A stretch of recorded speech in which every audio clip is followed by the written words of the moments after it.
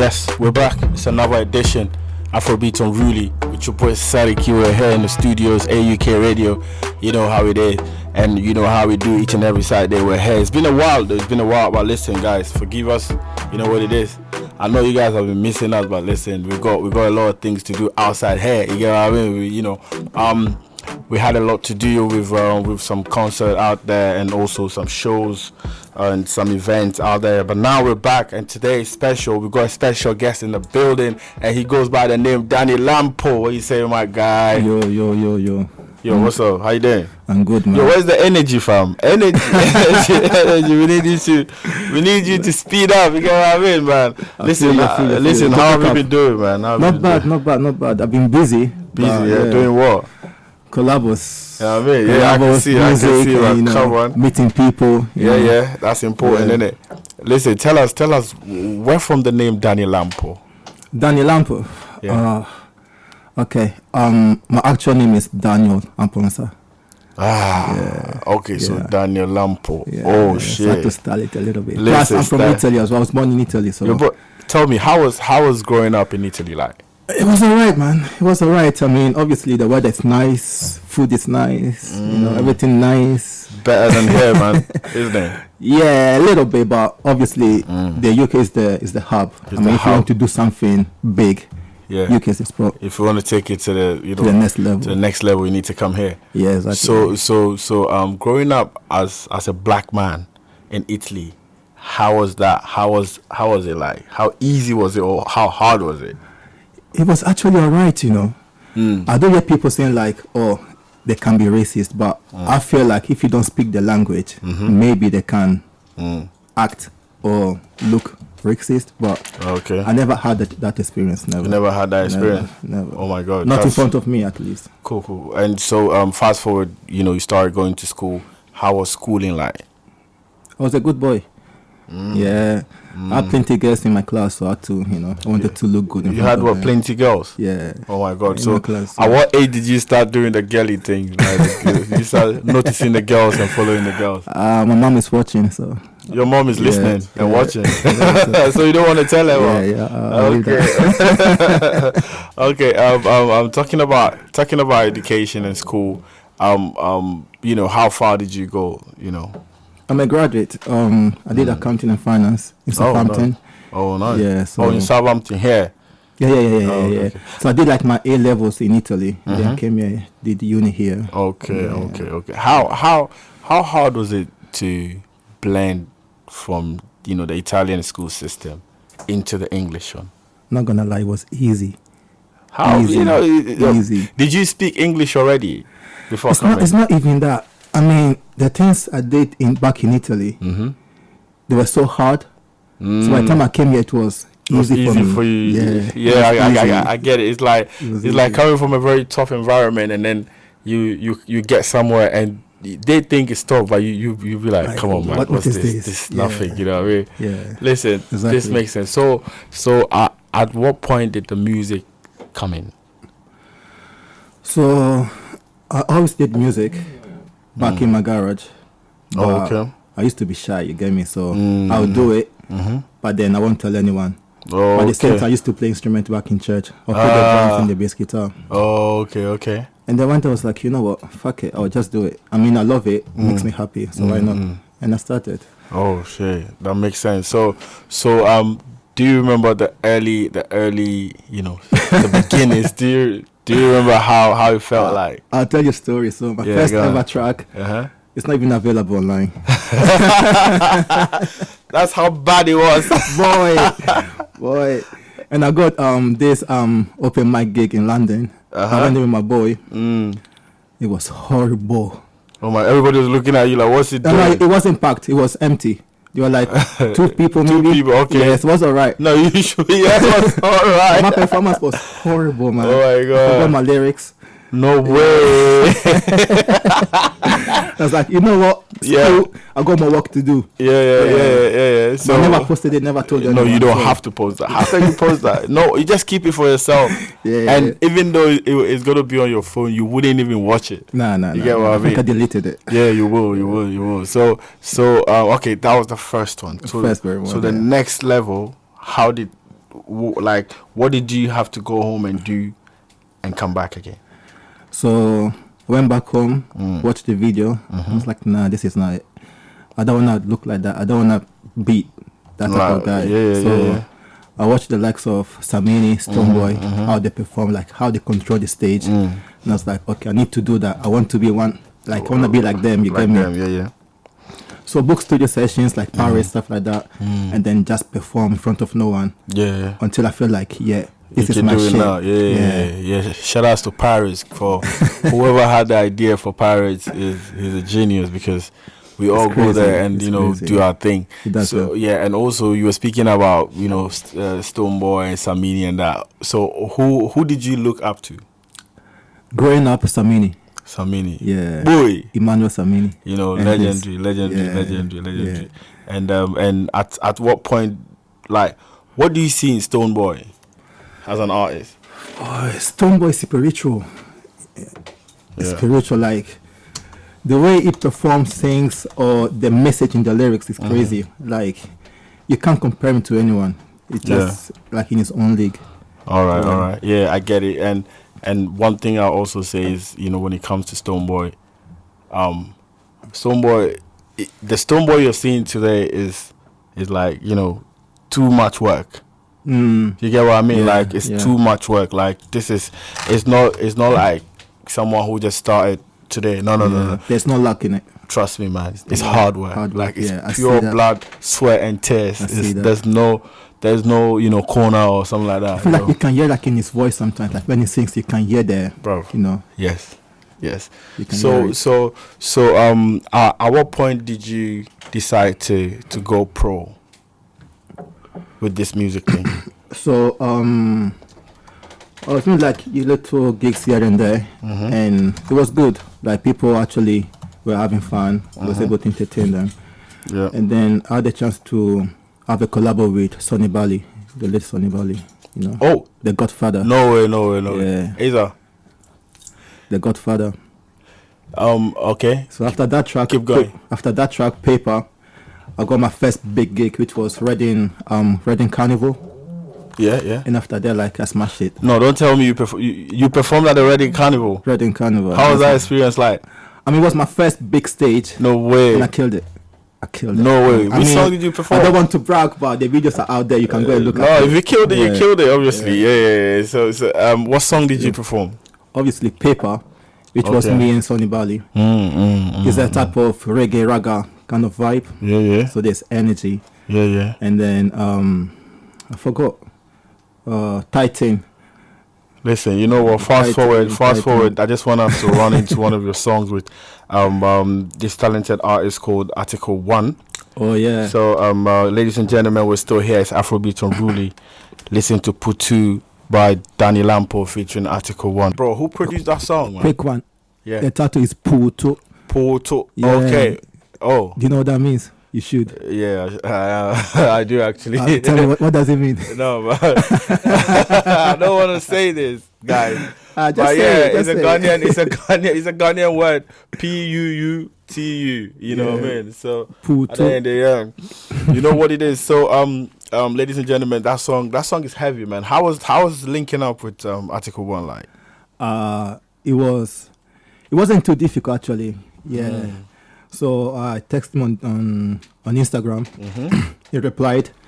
Most big artists, they don't reply when you text them. But he did, so I was very, humbled. Yeah, humbled, yeah. He replied, came to my place, have a studio. Then we just did it. Simple. I actually realized that there's you're always in the mix of, people like, you know what I mean? People who are, like the real, like the right people. How do you do that? How did you meet someone like Kweku Sheldon? Or Kweku Sheldon, sorry. Yeah, Kweku Sheldon. Yo, Sheldon, I changed your name to Kweku today. You see you anyway, Kweku Sheldon. How did you meet him? It was through Instagram initially. Oh, okay.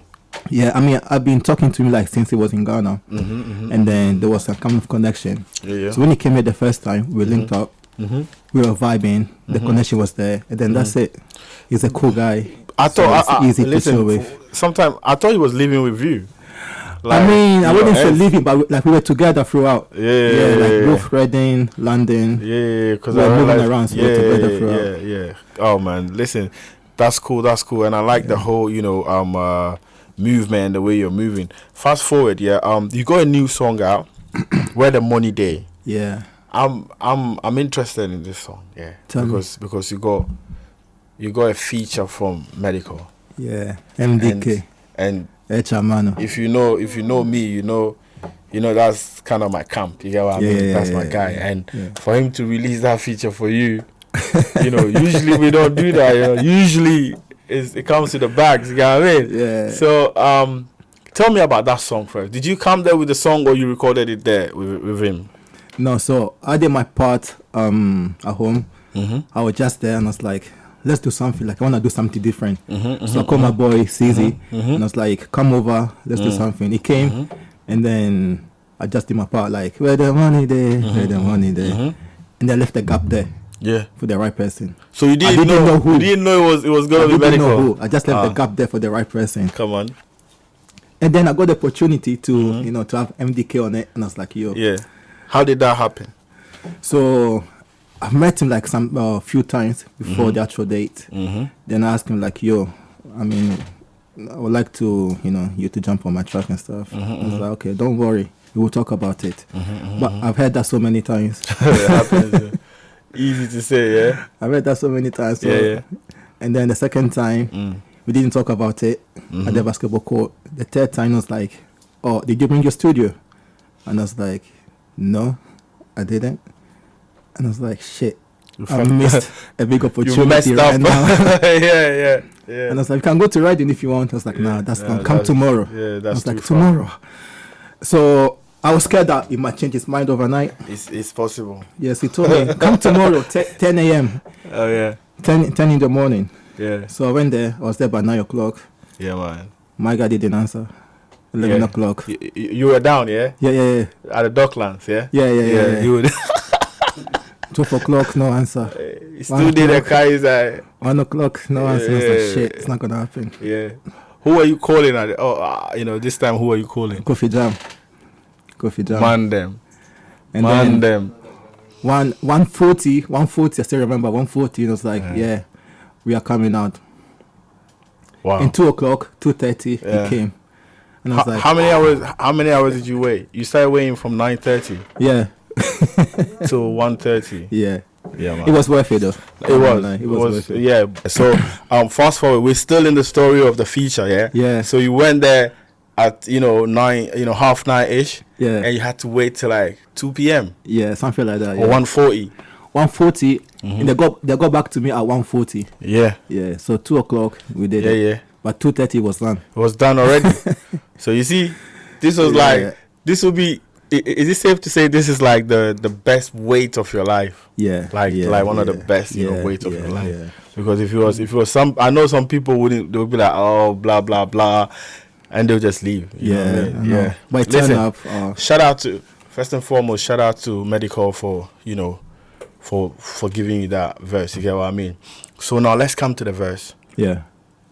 If you listen to Medical's verse, it was it's a tight one, yeah. Yeah. Because he even he addressed some issue. Yeah. That he had with UTV. Yeah. On your song, how do you feel as an artist? I mean, I think whether bad or good promotion, it's still promotion. It's still marketing. So I didn't really mind, to be honest. I was like, rah. So were you ready? So my intention was to like have the future, keep it there for some time, prepare, do some work around it, and then release it. But because he didn't mention about UTV, I was told by the big boys around me, drop it now. It has to be now. Has to be now. It's today. now. Today. Yeah. And I can't drop it today. Like I had to call my guy CZ to to do something. Yeah, to mix a master. My boy wanted to add some spicy to the beat. Yeah. So it took us like 2-3 days. Then we dropped it. Listen, I was chilling and then I saw the song and I'm like, oh, that's hard. Because I heard the verse and I'm like, oh, that's hard. But the first question the first thing that came in mind was, are you ready? Are you ready for that? Are you ready to carry that? Well, the UTV thing. Yeah. I don't have any beef with them. Yeah. Yeah, so I'm cool with them. But it's on your song though. The beef is between MDK and UTV. I'm not involved. Okay. So that's your approach to it. Yeah, that's my approach. Yeah, I think that's a good approach. Ladies and gentlemen, this song we're talking about, we have to play it now. It's called Where the Money Day, featuring Medical. This song is heavy, man. So tell me, you know how you do a feature with an artist, and then you start seeing the new things happening. Yeah. Tell me, what's the first thing you saw after you dropped this song? It was trending on Twitter. Hard, yeah? Yeah. And first time on Twitter for me. I mean, something trending for me on Twitter. On Twitter? Yeah, it was the first time. It was crazy. The comments, I mean, it's not for the week though, but yeah. No, you see everything, but it's nice. Yeah. And what happened to your following? It's about the same. I mean, it went up obviously, but it's not massively up. Yeah. Why do you think it was? But I've noticed I got more following on platform like Boomplay, Audiomack. Okay. I saw a massive increase there. Yeah. And Twitter. So I asked you a question, earlier on, what's your plan for this song? What's the strategy? Strategy. Yeah. So basically, I can't do it by myself. And obviously, I need people around me, key players like yourself, for example, to use the track, play it in clubs if you have the capacity, share it, talk about it. And I think that's the way forward. Yeah. It's not enough. I'm going to do more work as well, obviously. But I think support from people is the... Are you looking for a video shoot? It's back in Ghana now. So yeah, so let's do it. Let's go Ghana, man. December, let's go Ghana. Yeah, we can do that. Let's go do some things. You get what I mean? We can do that. Listen, so tell me, I already asked you who's your favorite artist, and then you said how do you call it? Samini. Yeah. And recently Samini was in town. Yeah. Did you see him? Oh, I haven't seen him yet. I'm gonna see him next week. Yeah, spoken to him already. There's this, currently there's this subject of filling up the O2 arena, because now the O2 we've already spoken about it, but now people are talking about how Ghanaians can fill out the O2 arena. How do you think we can do it? Obviously, it has to be a teamwork. It can't be one artist. So I feel like the likes of Patapa can do that. The likes of what? Patapizi. Okay. Patupa. Okay. Yeah. Shout out to Patapa. Yeah. So if you say Patapa can do it, do you think Patapa alone should feel it, or he needs some support from some people? No, not by himself. He needs support from other people. Like what people? I mean, Shatta can come, Samini can come, Article 1 can come, Kim Promise can come, and then so imagine all these artists with Patapa up there. What's going to happen? Okay, so Patapa should be the first person to headline it, and then the other guys. I agree. Just imagine O2 Arena packed, filled up with people, and then they play one corner. What's going to happen? Crazy. Obviously. Madness. Trust me, it's going to be mad. It's going to be mad because I know. I know it's going to be mad. So do you think Ghanaians, do you think Ghanaians are kind of profiting or taking advantage of the Afrobeat?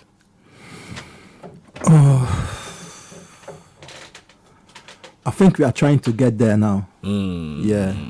We're trying to get there now. We are not making as much as our cousins back in Nigeria, but I think we are getting there. I feel like we're in the right path, so we should keep doing. So what's the difference? What's the difference between a Nigerian, and Ghana, the music? Why is it easier, or people say it's easier for a Nigerian song to penetrate than a Ghanaian song? Why? In my opinion, I think there are two things. One is the numbers. They have the numbers. And then two, they are more business orientated. So it's not just the music, but it's the business aspect of it as well. Whereas for us Ghanaians, we just enjoy the music, we love it. I think we do it better, to be honest. but we don't focus as much when it comes to the business aspect of it. But yeah, an example I can give is that if I go and perform for Nigerians, like in the amount they have to give me, I get straightforward. Like I don't need to remind them or ask for it. With our brothers, it's like, oh, they say, well, when you say I'm on farm, yeah, you get me. Yeah, but say I'm on farm, You get me? So if people didn't show up, they didn't show up. Yeah. So and that was actually, I think generally it covers the question that I asked you, because if you go to a Ghanaian show, the people don't come. You get what I mean? Because you know I'm into events as well. Yeah. It's hard to get Ghanaians out, man. It's very hard to get Ghanaians out. But it's easier to get the Nigerians out. Why is that, in your opinion? In my opinion, the Nigerians already understand the culture of having fun on the weekend. Going out on the weekend. But the Ghanaians are not used to going out. Most Ghanaians are not used to, like, Ghanaians don't have the mentality of, I have to work Monday to Friday, Saturday and Sunday I need to go out. True. To clear my mental health. True. Ghanaians don't have that, but Nigerians understand that. They understand that if you go to work from Monday to Friday, Saturday and Sunday is for enjoyment. I think our issue is that we like, or our people, Ghanaians, like to convert the amount they need to pay into CDs. It's true, right? It's true, because some of my events is like £20 and it's crazy. It's crazy. They don't want to come out. They feel like, £20. Somebody will come, £20. It's too much. I'm like, come on, business here. We're not joking. You get me? Yeah. And another thing, on a more serious note, I think another thing is the type of music we do. Yeah. As Ghanaians, is I think we have to change it. Not change it, but we have to work on it. Because if we want to blow our hair, trust me, the tree is not doing it. I mean, I don't think it matters, to be honest. I think it does, because something like Ashake. Because Ashake, people say someone like Ashake. Ashake is not doing 100% his language, whatever. This guy is giving you pidgin English. You know, fairly he'll give you pidgin English, yeah? And most of the places that in his song, most of even the places that people kind of relate to is the places where he's speaking pidgin. That's number one. Number two, if I say we should change the music, music is not only the lyrics. The beat, all right? The production is also part of the... You understand? It's part of the... Because if they play an Ashake song in the club, bro, you bounce. There's you know energy. Why? There's energy. It's the groove. So you have to understand, as an artist, because I'm an artist as well, if I listen to a producer who, let's say my man, big man, drops me a beat, trust me, if I know I want to go to the club with it, the beat itself has to be a hit by itself true. Before even you dropping your lyrics on it. That's how the Nigerians approach music. All right, they approach it from the production, from the beat. The beat has to speak to you. It has to be a spiritual beat.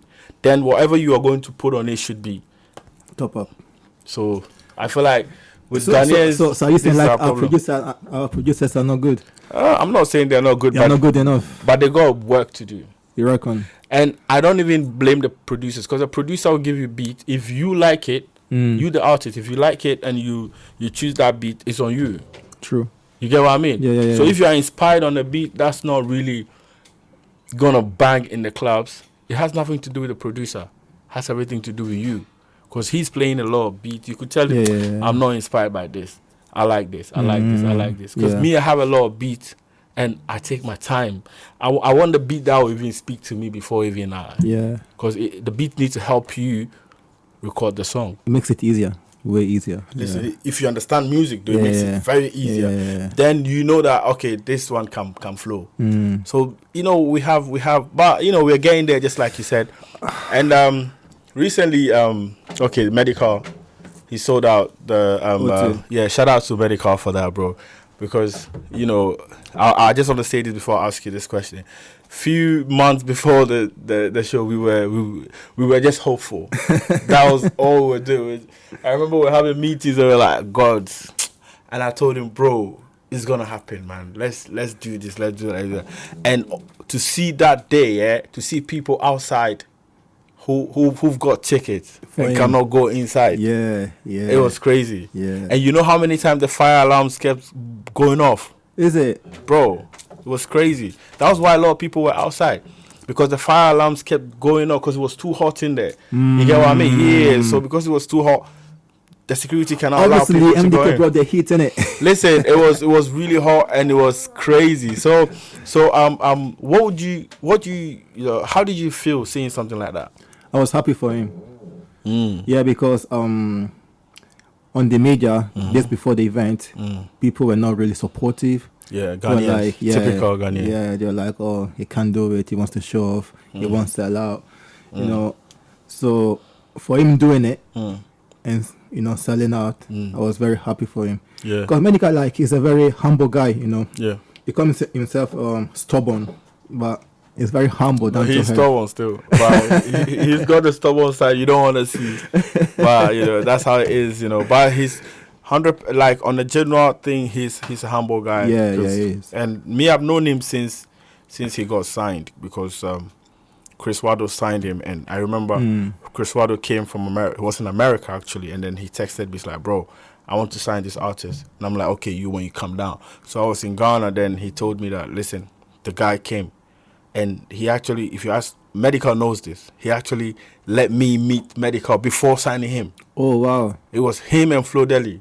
Okay. He was a young skinny boy, because I'm from Ashaiman and Tema. So Ashaiman and Tema, we are already outside. You get me? So then I remember he was really humble, and I'm like, because that day I even after he met me, we were moving to another location. He was in my car. Okay. This is the beginning, and I knew this guy was calm, and obviously hard working, and you can see. And I'm really, so I can't be much more prouder. You get what I mean? So let's talk about you. What should we expect from you, Danny Lampo? I got a few collabs in the pipeline. Yeah, coming soon. Maybe this summer, July. Do you want to give us some names? You want names? Yeah. I'll give you one name. Name drop, yeah. I'll give you one name. Kweko Darlington. Oh. Yeah. That's a talent from Kumasi. Yeah. Heavy. Yeah. Heavy. Yeah. And I realized you have a song with AJ Safwa. Yes. Safwa. Yeah, AJ Safwa. Ajwa Safwa. Yeah, Ajwa Safwa. Yes. Who is that? She's a nice girl from Kent. From Kent? Yeah, with a sweet voice. One of the sweetest voice you could ever hear. And then she blessed me with a verse on my song Number One. Okay. So like, what was behind the Number One song? Like, what was the idea behind it?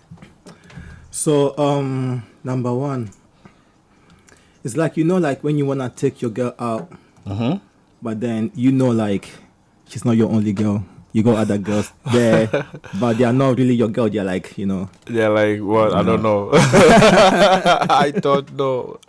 Like, okay. they are your friends, like with some extras. Okay. Yeah. Friends with benefit. Something like that. Okay. I don't like that word, but something like that. Why don't you like that word? It sounds bad. Sounds bad. What kind of benefit? But you just said they are your friends with extra, so the extra is better. Oh yeah, okay. So like, like she knows like you were kind of a player, but you still want her, and she's like getting tired. Yeah, and so that's what the title. Bro, tell me, how was like, did you have any support from your family, like your parent? Or when it comes to music, yeah. Obviously, they took you to school. They wanted you to go to school, and then you know what I mean. Yeah. Did they support? So my dad, he likes. I mean, he supports from afar. He just forced me doing it, and then like, oh, well done. Or maybe this time do it like this, not do it like that. My mom doesn't like it. Doesn't like the idea. My mother. She doesn't like the idea. Listen, so. Just like my mom, I don't know. Get it. She doesn't like it. I guess sometimes we can't just satisfy our parents 100%. Sometimes we just have to, be stubborn a bit, make our own mistakes. You get what I mean? Yeah. Learn from our own mistakes. Because you can't be like a yes guy. Every time. What makes you a man, though? Exactly. That's the thing. What makes you a man? Exactly. Yeah. So what do you think about talking about this? What do you think about the youth these days, who kind of have Because there's this discussion about young boys not really active anymore because like they're listening to their moms too much or something. What do you think about that? I mean, I think like as a young kid, you should listen to your parents. Don't get me wrong, but you can't be a kid all your life. You get me? So at some point, like when you're growing up, like you need to take things into your hands. So if they tell you sleep, and you don't want to sleep because you got something that you want to chase, like you are chasing your dreams, you don't have to listen to that one. You need to chase your dreams. Nice. So, how would you describe your style? My style, yeah, it's a sweet blend of Afrobeat melodies and a little bit of raga. I don't raga, but like I do like raga type of beat. Okay, you like going you like picking the rhythm. Yeah, exactly. Oh, okay. So I like to flow, sing on raga beat or Afrobeat as well. Yeah. Can you tell us about your album? Do you have any albums out? Yeah, I dropped an EP last year, I believe. Last year? Yeah. How was it? It was nice, sweet. How many songs did you have on it? 5 tracks on it. Oh, sweet. Yeah, the title was African Queen. So you can Why imagine. African Queen? Because I felt like last year, I felt like black girls were not giving that enough attention. You get me? Like, people were not giving them attention. Yeah, like we were not praising our black queens enough, in my opinion. So I had to drop something for them. So why did you think we were not, people were not, I don't know. I just felt like that. So I was like, okay, LAMPO is coming.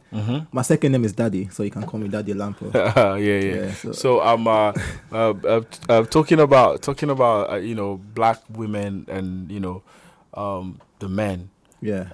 How do you see the future? What would you be your advice to the black men? Do you think black men are really embracing the black women, or they're not doing it? Or what do you think about that?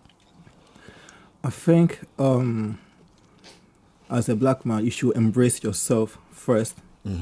Once like you are comfortable, confident, any woman will come to you.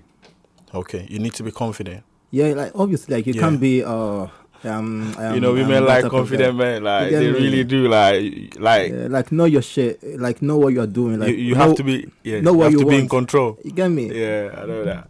You get me? Or if you don't know what you want, and then you have a girl and she doesn't know what she wants, then there are two blind people walking. You get me? So you need to know your way. I mean, if you don't know your way, take your time and try to figure out, things. Yeah, I feel you. So, what's the way forward for Danny LAMPO? The way forward. Follow me, support me. I'm gonna keep cooking, bring out content, so you won't be bored. Definitely. Danny LAMPO said you won't be bored. You wouldn't be bored. Listen, tell them something before we leave, man. Yo, thank you for listening. It's your boy Danny LAMPO, aka Daddy LAMPO. The girl them daddy. Thank you for listening. Follow me on socials at Danny LAMPO on all platforms. Thank you. Let's Sariki do this, man. Listen, always is love here, man. Before we go, you listen to the song again. Where the money there, let's do this. Let's go.